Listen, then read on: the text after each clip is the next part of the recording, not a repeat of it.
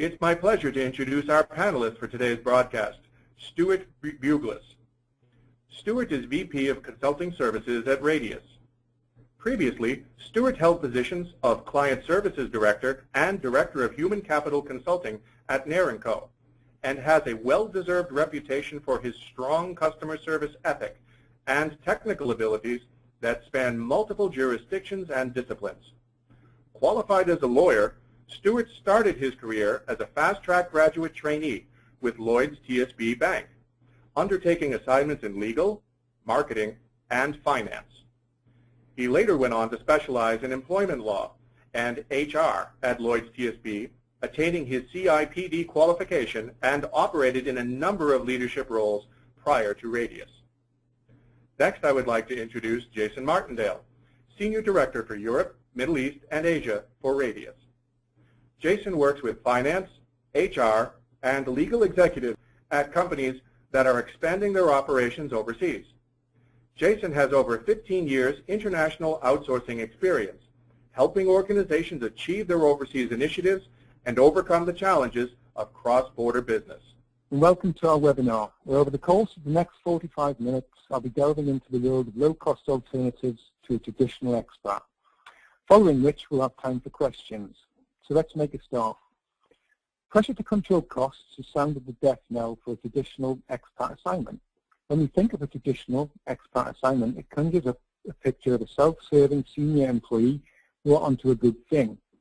It's a conspicuous image of excess that shareholders and cost-sensitive finance departments can no longer power. So in the rush to ditch the traditional expat assignment as a declaration of better cost control, organizations have been filling the void with less expensive alternatives. However, in this scramble, few organizations have actually considered the implications of these substitute arrangements. The aim of today's webinar is to explore each of these alternatives and discuss the potential risks that each of these can generate for your business.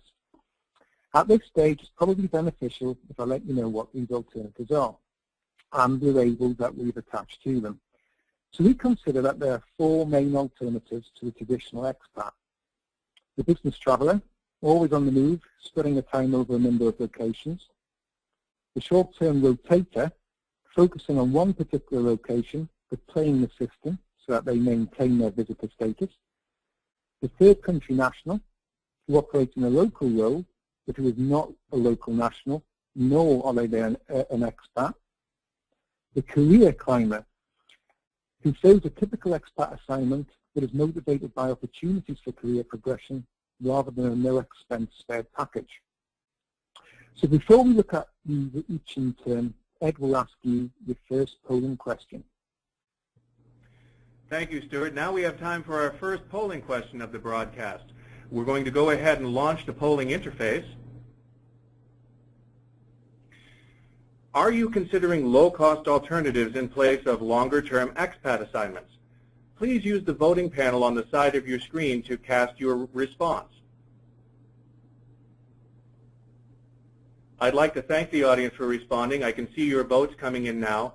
We'll leave the polling interface open for approximately 5 to 7 more seconds to allow the remaining attendees to respond.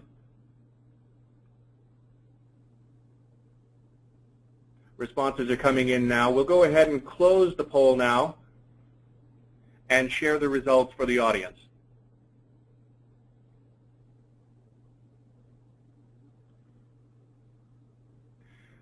Stuart, it looks like we have a split between yes to a certain extent at 33% and not at all or I don't know, followed thereafter by no, we're still just managing in an ad hoc fashion at 17%, with 8% both responding, yes, they strongly agree, and we're considering this approach. We'll go ahead and hide the poll results and return the control of the presentation back to you, Stuart. Excellent. That's quite a mix. So let's look at our first category of cheap alternatives, the business traveller. So new territories often need an on-the-ground presence to explore opportunities, and business travellers are perfectly suited to the role of fostering local contacts and forging new networks. You're not at the stage where you need more sustained formal arrangements, so using a business traveller does make sound commercial sense. However, more recently, businesses are keen to leverage as much value as they can out of their business travellers and are often blind to the status limits imposed in tax and immigration regulations. There is a point when a business traveller is no longer considered a business traveller. Businesses are often blind to their responsibilities because each trip is relatively short, and it's reasonable to assume that there can't possibly be compliance issues attached to it. However, there are two traps that most often catch unsuspecting business travellers and their employers. Trap number one, from a tax point of view, most businesses have brainwashed themselves into thinking tax liabilities can't be generated until the individual is present in country for 183 days or more. And trap number two, from an immigration perspective, businesses don't realise that there's an official definition of what a business traveller is. And it's based on a strict prescriptive list of permitted activities. Now, if the activities extend beyond these, then the individual is often viewed as a local worker. So if we look at the tax aspect first, most of us are familiar with the 183-day rule.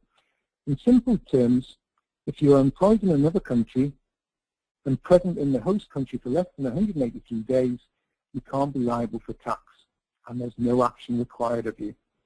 However, there are a number of reasons why this maxim should be applied with care. The 183-day rule originates from the OECD Model Tax Treaty. If there's no tax treaty between the business traveller's home country and the country to which they are travelling to, it is very unlikely that the 183-day rule would apply. Where there is no tax treaty status, tax status is determined by local rules only. And that generally means that liabilities are attached at a far lower threshold.